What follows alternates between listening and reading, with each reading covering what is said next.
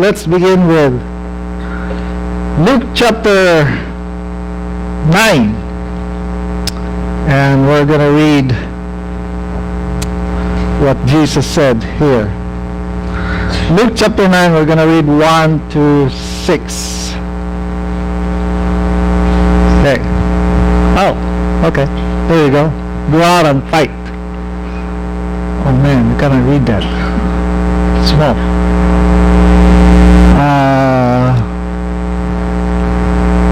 Nope. You put me on the front. There you go. Alright. When Jesus had called the 12 together, he gave them power and authority to drive out all demons and heal diseases. And he sent them to proclaim the kingdom of God, to heal the sick. And that continues today.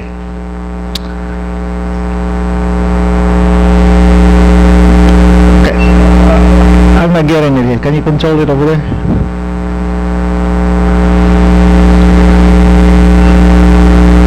Okay, I'm not getting a response. So, technology. Now, before Jesus gave the Great Commission to go into the world and preach the gospel, he was already doing exactly what he told us to do in the Great Commission. Here you'll read in chapter 9 of the book of Acts that Jesus was already sending out the 12, the 72s to set the captives free. And then he trained these people. He trained his disciples because he knew that somebody needed to continue the works that he had started. Because if nobody will carry on the work, then the work will stop. And so he trained people, and of course, before he ascended back to the Father, he said to his disciples, go into the world and preach the gospel, the Great Commission. Now, the message of going has been preached probably 1,000,000 times. How many of you heard the message of go and preach the gospel, go and invite? How many times? 1,000,000 times, right? So, because it has been preached so many times, I feel like every time I preach about it, I'm beating up a dead horse. You know, when you try to make the horse run a lot faster, you give him a whip and the horse will respond. But if you kick the dead horse will do nothing. And so instead of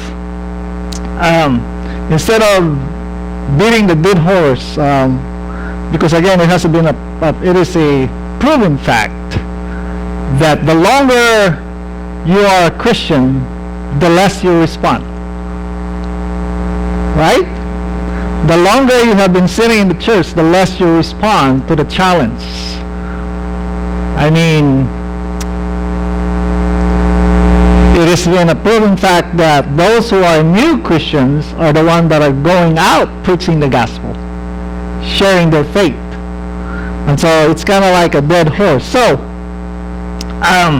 sometimes in the hearer's mind, it becomes like a cliche. It's like something that is being repeated with no substance at all. So today, instead of beating up the dead horse, I will give you 3 new horse. Right? We don't have to beat up the dead horse, but instead I'll give you 3 new horse, a live horse that could win the Triple Crown. You know what's the Triple Crown? The Kentucky Derby, the Preakness, and the Belmont Stakes. Those were the horse racing happened. So 3 horses, new tools. I'm giving this to you by changing the way we think, by changing the way our thought process when it comes to preaching the word and obeying what Jesus has commanded us to do. So we give you three things. Okay? Now, I believe these are the three areas where we need to put the new horses or change the way we think. Number one, we do not have a true understanding of man's condition without Christ. We do not have a deep understanding of the message. The messenger, self-evaluation of himself or herself. So the way we look at ourselves sometimes prevents us from, or even it is the biggest obstacle in going to preach the gospel.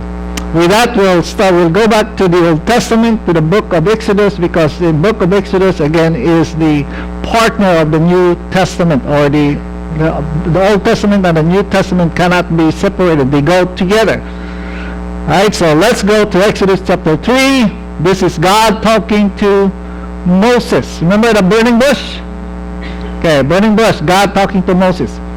The Lord said, I have indeed seen the misery of my people in Egypt.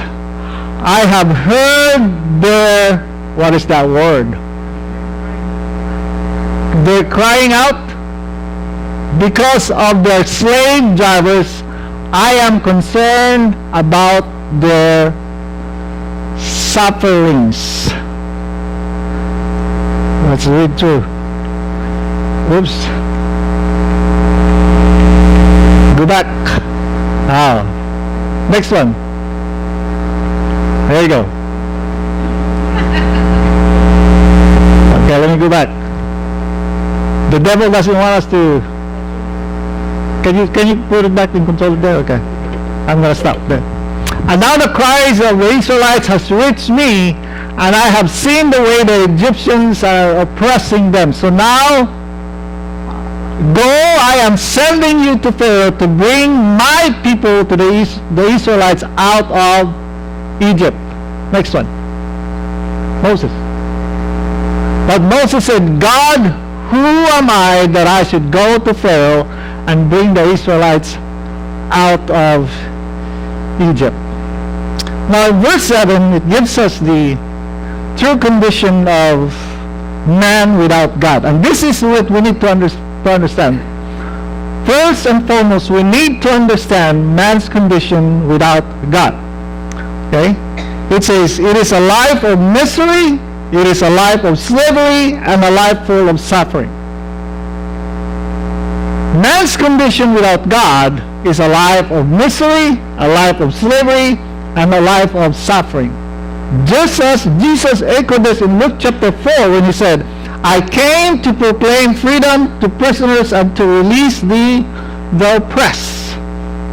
So Jesus is saying, talk about the same thing, what we have just read in Exodus chapter 3. That man's condition without God is a life of misery, a life of slavery, and a life full of suffering. The Israelites were helpless against their slave masters. If you read in chapter 9 of the book of Matthew, you will read there that Jesus, when he saw the crowd, he was moved with compassion on them because they were harassed and helpless like sheep without a shepherd. So man without God, his condition is helpless. There's nothing much he can do to get himself out of misery, out of slavery, out of suffering.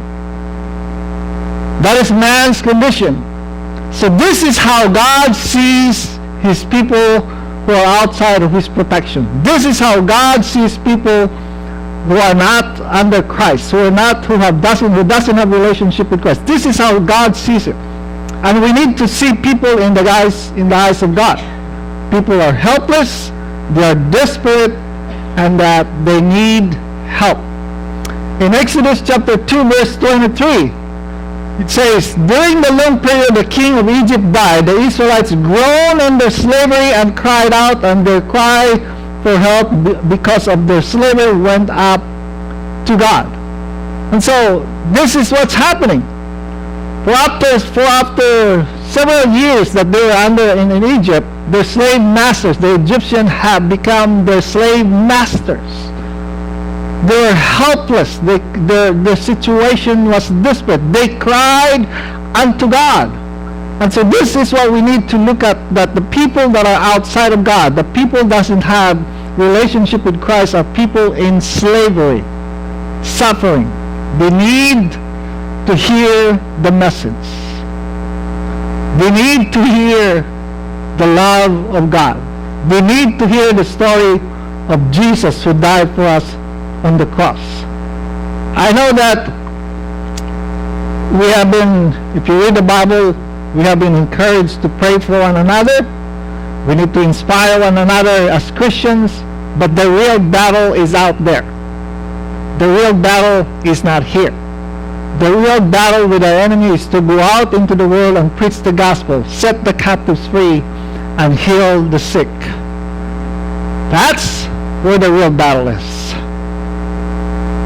We get together here in church to inspire one another, to pray for one another, but we go out there because out there is the real battle.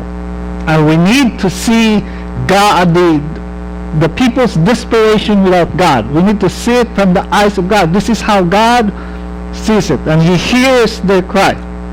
So the number one horse is that for us to understand the situation or the condition of man without God. It is a life of slavery, it is a life of misery, and it is a life of suffering without God. So how did God respond? He called Moses. The next horse is this, the message. We need to understand what the message is. Because I think a lot of times this is where we really get messed up when it comes to the message of salvation. This is one of the biggest reasons why we are not out there releasing the oppressed, is this. We do not know the message, or we're confused of what the message we need to carry to the world. Put back that the Exodus chapter 3, 7 to 8.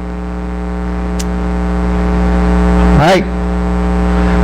The Lord said, I have indeed seen the misery of my people in Egypt. I have heard their cry, but because of the slave drivers, I am concerned about their suffering. Next, verse 8. Verse 8 is gone. Okay. Verse 8 is gone, but let's read that. Let's read that. Because I don't want to miss something there.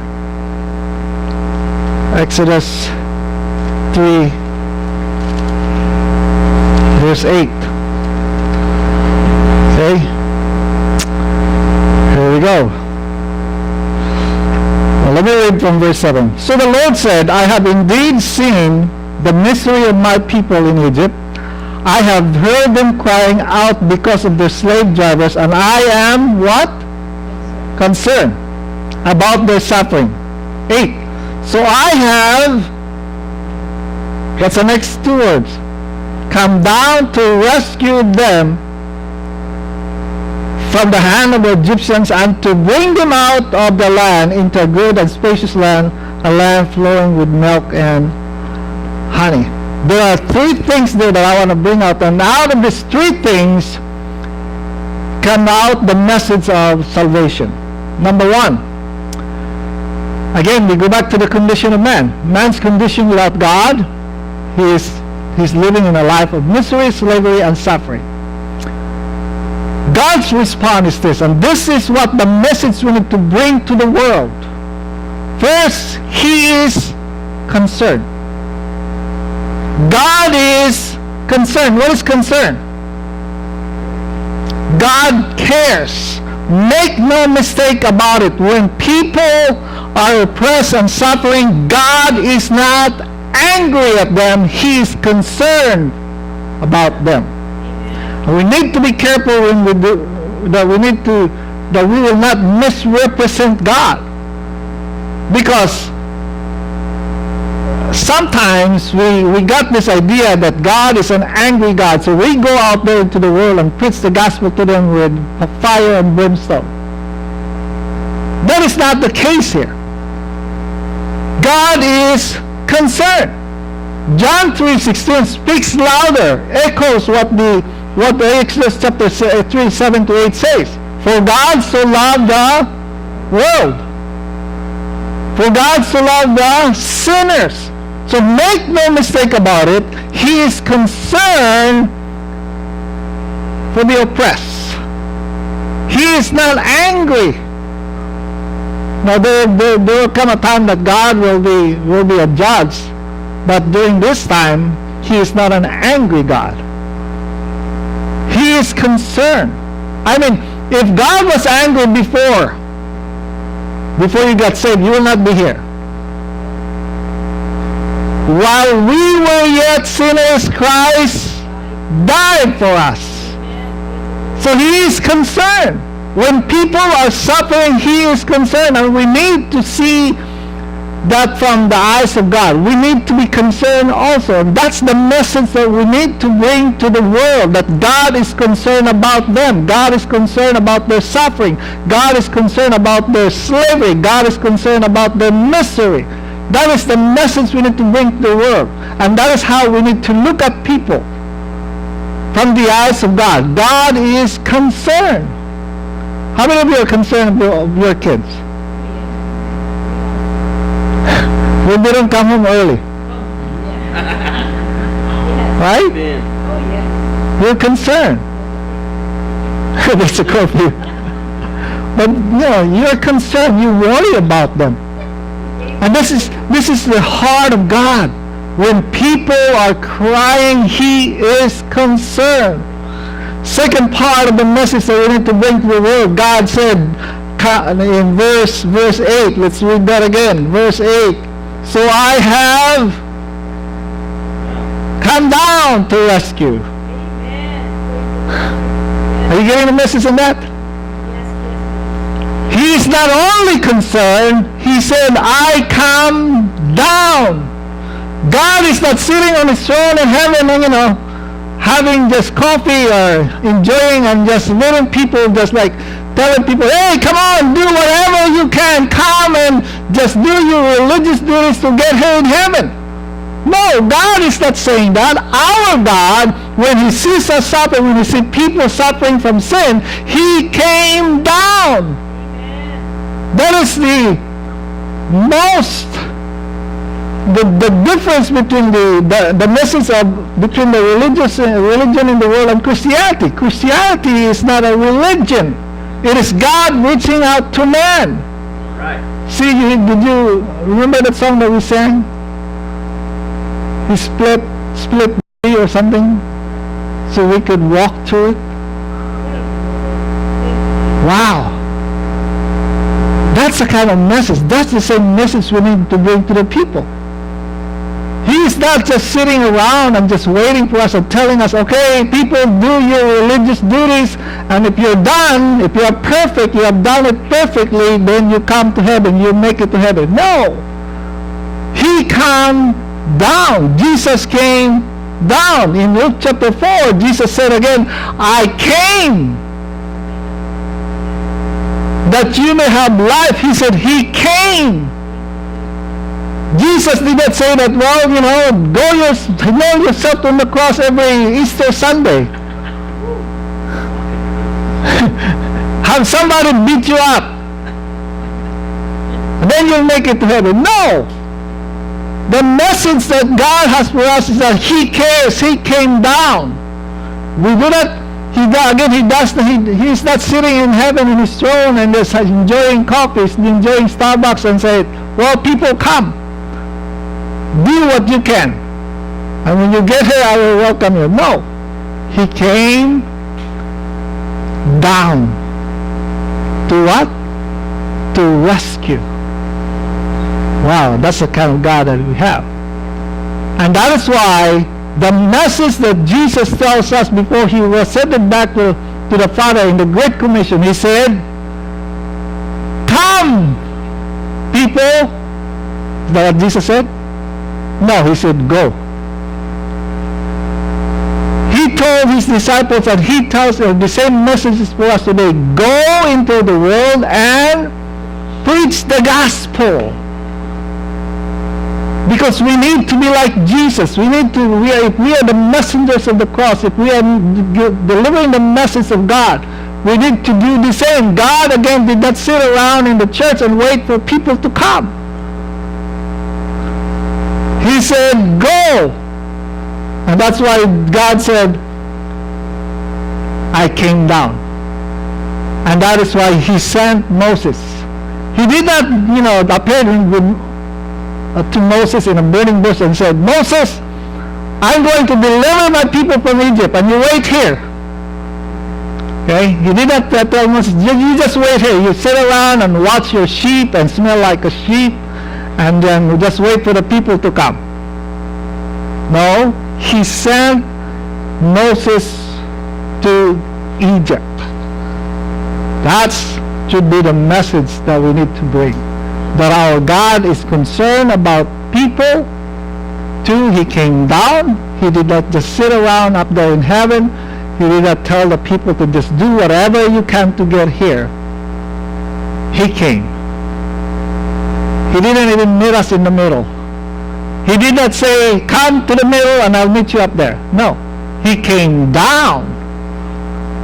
He came down to the earth. That's the message that we need to bring to the world. Again, God is concerned.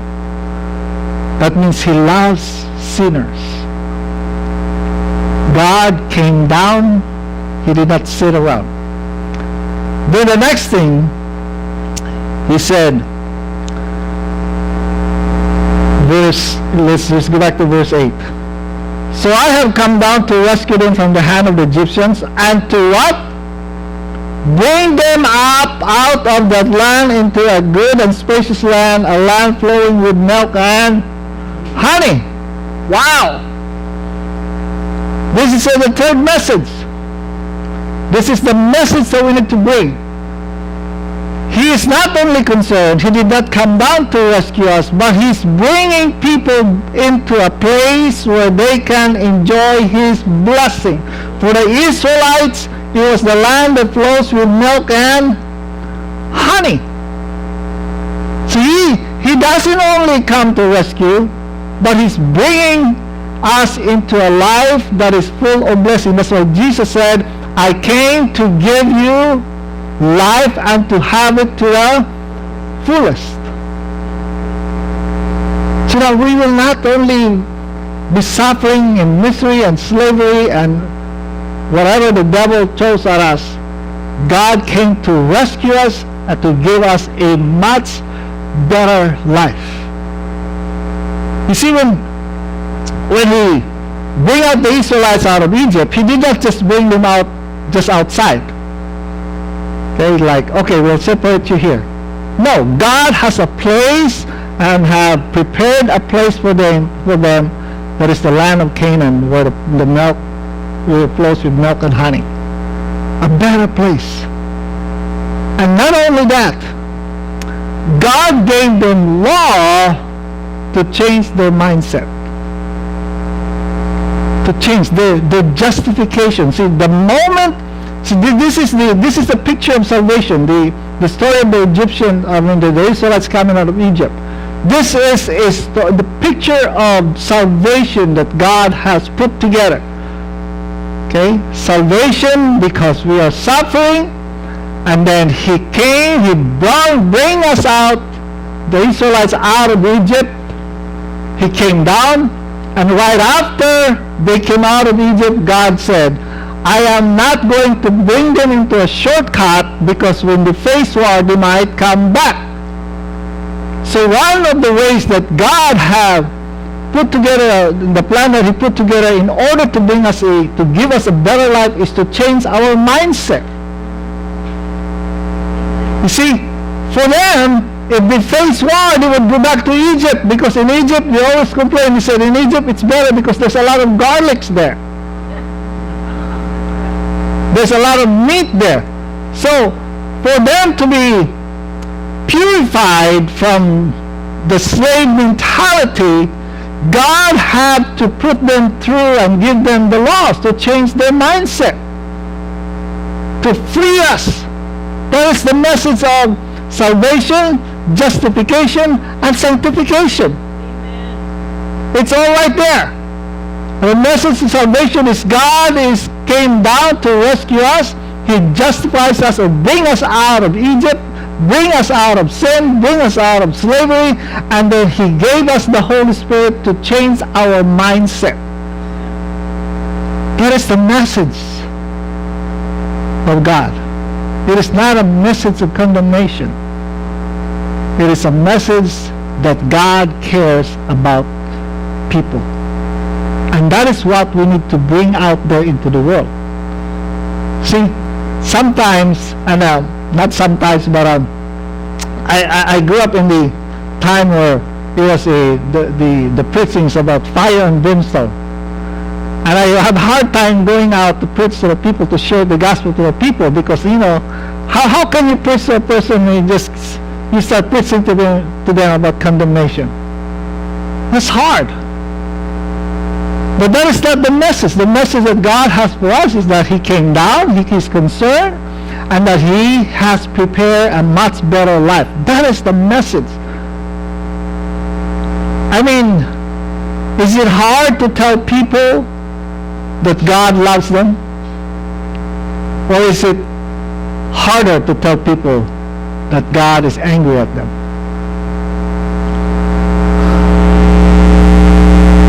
It's love. When you bring something good, people will respond, and that is the message of salvation. Now, let me go to the next one. The messenger.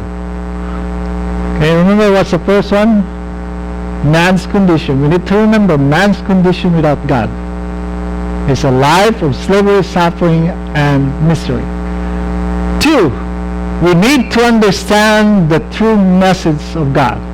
It is a message of love, not of condemnation. Number 3, the messenger. This is,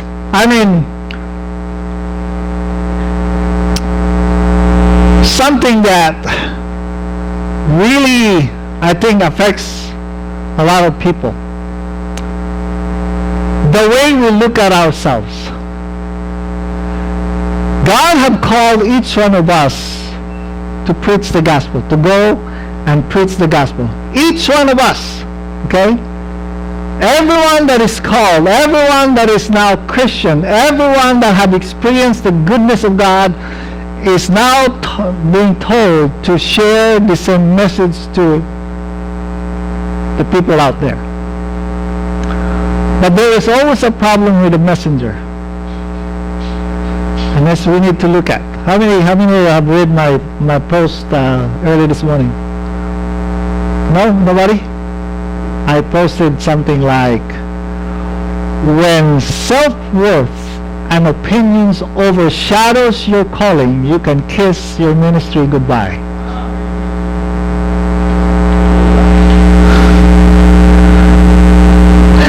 Let me repeat that.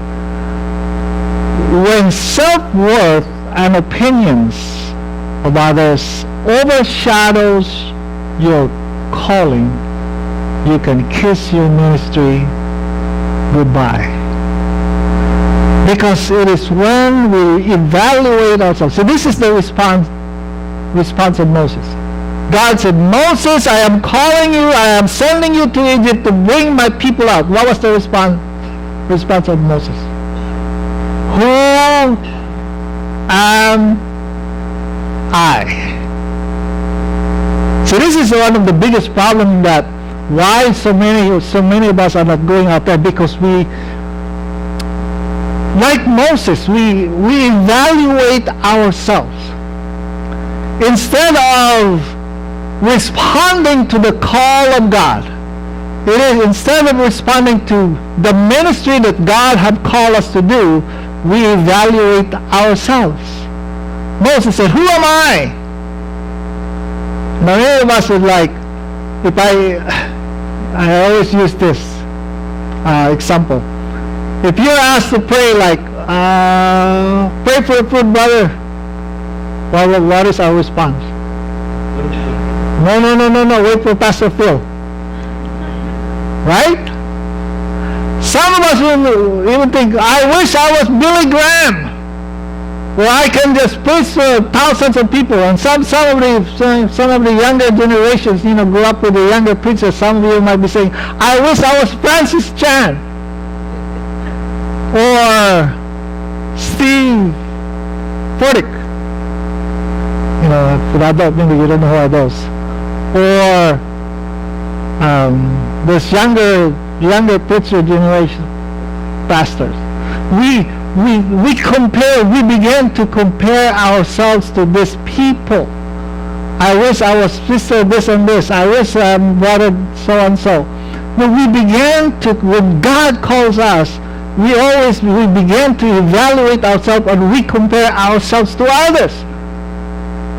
And then when we compare ourselves to others, we become self-pity. Isn't it sometimes like that? Isn't it true? That when you look at your neighbor and they have nice cars and you always say, Lord, how come they bless and I'm not?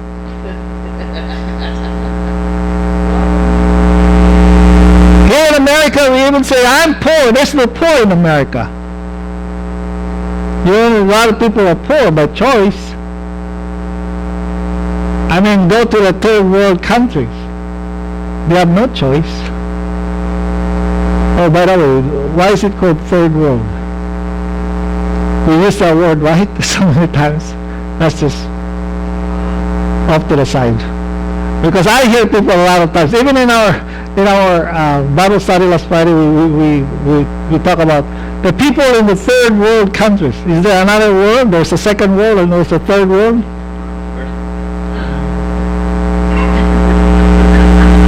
Come on, you use that word a lot of times.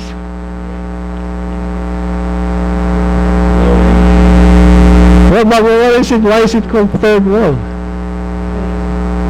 It's a cliche, huh? We say it so many times we don't know what it means. Simple. Third of the world is poor. That's what it is. That's why it's called third world.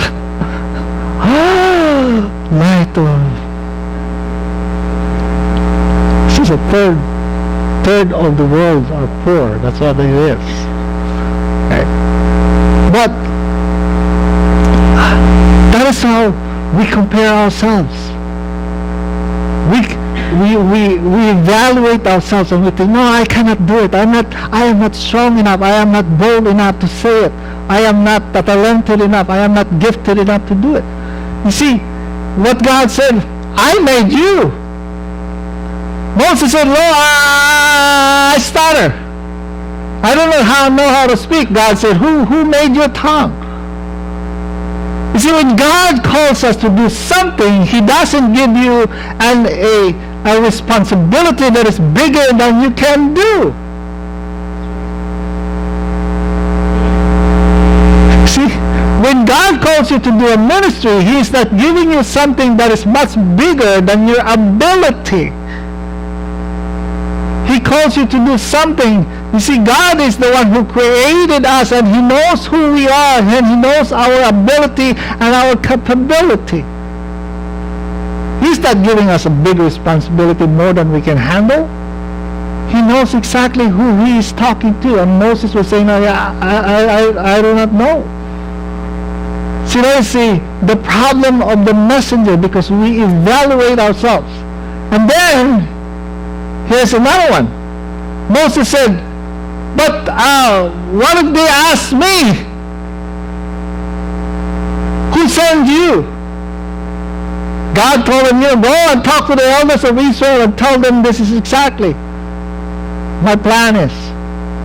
But so what if they ask me who sent? See, now he's worried about the opinions of others. Right? That is why I put in my post this morning that self-worth and opinions, when self-worth and opinions overshadows your calling, kiss your ministry goodbye. Because when we began to compare and we began to worry about the opinions of others about you will not move on. You're not going to do the ministry. You're not going to do it again because somebody said something about you. Somebody said something about your singing. Somebody said something about your ministry. Somebody said something about how you did it. And you get discouraged because now what matters to you is the opinion of others rather than what God calls you to do. And that's why we are not going. We need to focus our attention on what God has called us to do rather than our self-worth and the opinions of others. Because you will never do it. I wonder what they will say. Right? That's why I told the young people that when we went to Oregon, they said, some of us get rejected. When they started sharing the gospel in the streets of Eugene, and they said, some of us are rejected, some of us even get kicked out. Never mind.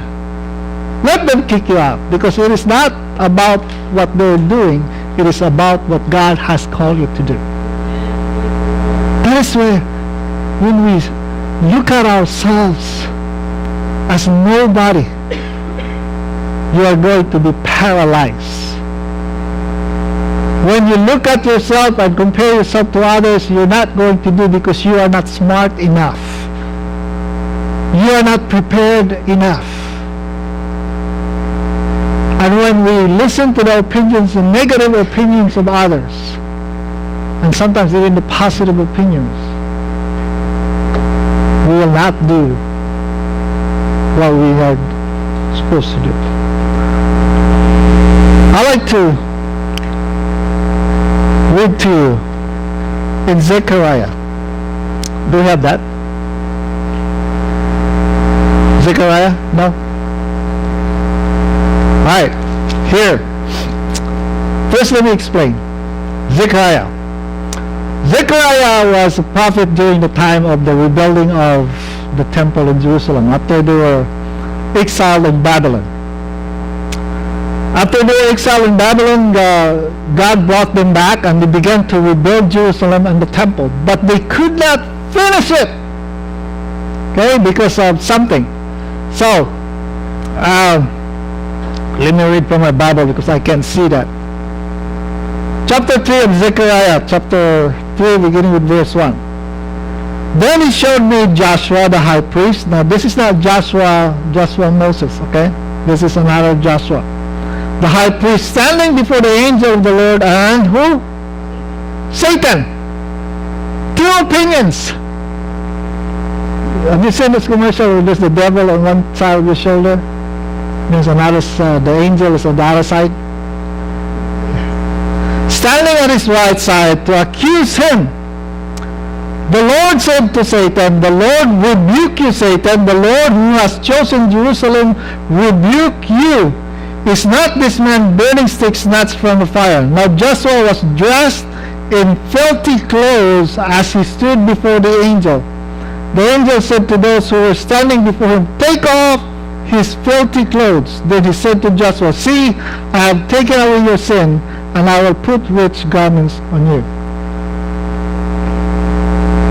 Israel was not able to rebuild the temple and rebuild Jerusalem, because this is how they saw themselves.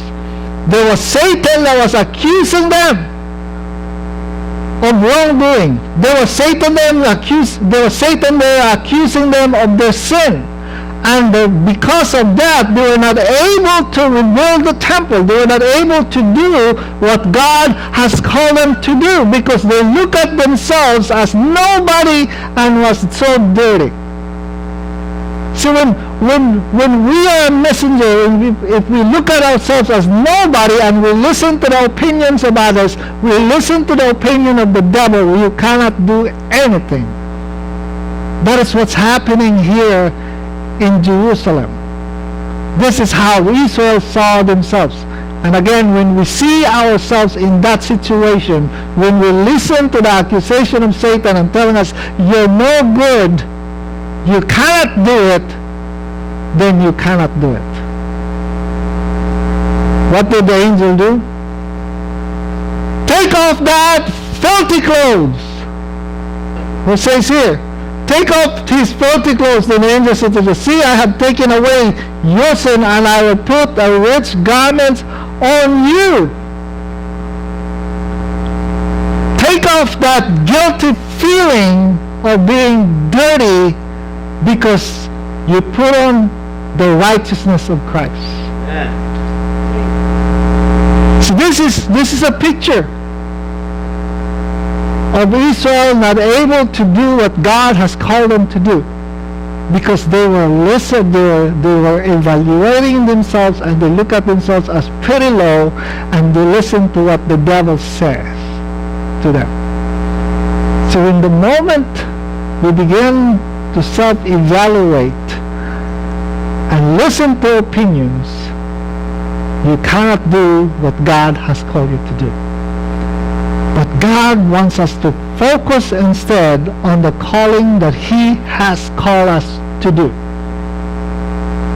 Because He look at you as somebody who is qualified, capable, that can do the work that God has called you to do. So there shouldn't be no problem in reaching out. Okay? Again, remember this. For us to be able to go is this. Understand man's condition without God. Understand man's condition without God. And we need to see that condition from the eyes of God. Because if we do not see them from the eyes of God, we will look at our neighbors and say, they're okay, they're driving a new car. They're okay, they're working. They don't need God. But if we look at them from the eyes of God, knowing that they do not have Christ, their condition is they're a slave, they're living a miserable life, and they're suffering. Anyone who is outside of Christ are living this kind of life. Whether they have a lot of money. See, money doesn't matter. A lot of times we think that money matters. No, there are people, you see, how many of us would like to be millionaires? Come on. I like to be a millionaire. But do you know that millionaires also owe millions? Right? Me who only makes 100 something, I only owe also hundreds. So it doesn't matter. You're a millionaire, you owe millions. It doesn't matter. You cannot find happiness in a million. So they are living in a life of misery and suffering. This is how God sees them, and we need to look at them from the eyes of God. And we need to have the right message, and the right message is that God is concerned. God came down to rescue. God prepared a much better life for them. That is the kind of message we need to bring to the world. We do not need to bring to the world a message like you're bad. You see, the world doesn't need to be told that. People don't need to be told how bad they are. They know how bad they are.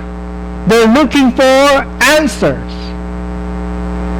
If all we do is tell them how bad they are, just like how we tell our kids, we tell them how, oh, you're a bad boy, or you're a bad girl.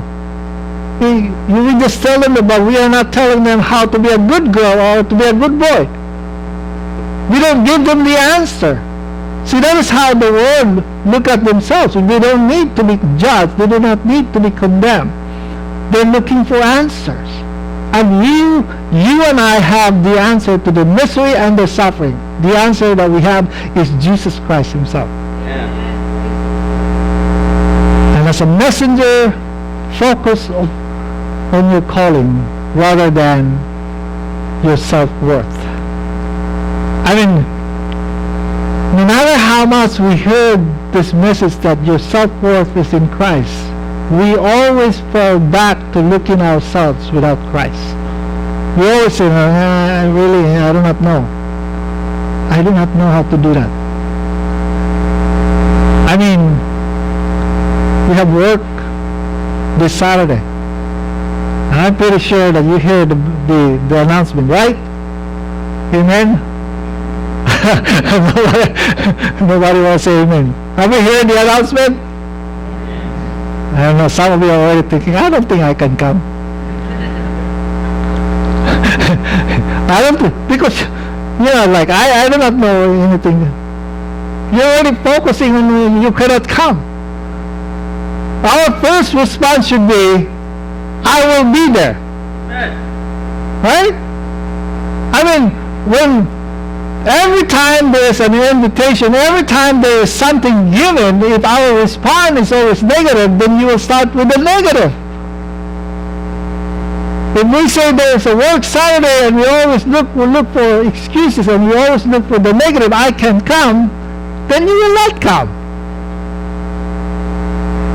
It's the same thing on Sundays. Right? When Sunday come, God said, gather, we must do not neglect the gathering together, singing of hymns and encouraging one another. But if we always start with the negative, you can't do it. How many of you love to cook? A lot of us will say, I do not know how to cook. Let me tell you why you do not know how to cook. You want to know the secret? When you say, I do not know how to cook, so you just go to McDonald's? Do you want to know why you don't know how to cook? Because you said you don't know how to cook. It's not simple, right? When you say you do not know how to cook, then you don't know how to cook. Sister Ray said, I know how to cook rice. She's been cooking rice. Because she said she can cook. You know what's my motto in life? If somebody can do it, I can do it. Really, I don't start with I cannot. I start with I can. Because when you say I can, then you will do it. When you say you can't, then you won't do it. See? You see how much we put worth to ourselves? Every time there is a challenge, every time there is a calling, we always say, I cannot come. I cannot do it.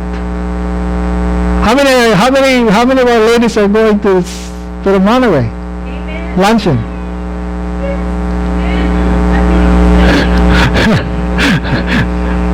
Why some I cannot?